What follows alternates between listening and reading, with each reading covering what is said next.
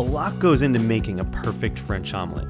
That's why French chefs used to ask prospective cooks to make one as a test, since an omelet alone can reveal a cook's real worth. You can master this skill. Here's how. Start with the right gear. You need a pan in absolutely perfect condition. In old French kitchens, that'd be a carbon steel skillet. But today, nonstick works great. For a 3-egg omelet, an 8-inch skillet is what you need. A scratched or damaged skillet is not going to work here, because the eggs are going to stick and ruin your omelet. You'll also need a fork. You can use a metal one, but a plastic fork will be more gentle on your nonstick skillet surface.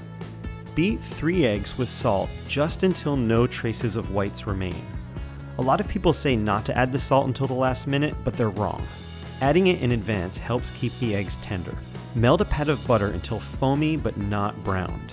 In the most classic method, you do this all over high heat. But until you've mastered the technique, moderate heat is the way to go. Now add the eggs and begin stirring rapidly with a fork, making sure its tines are pointing up. Quickly work the fork all over the skillet in rapid circles while shaking the pan with the other hand. The more you agitate the eggs, the more you'll get tiny curds that are custardy and creamy, not big and fluffy. Pull any wispy edges back into the eggs as you go.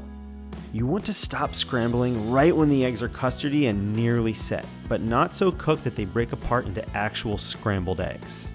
Give them another few seconds over the heat, then lift the skillet using an underhand grip on the handle and roll the omelet down over itself.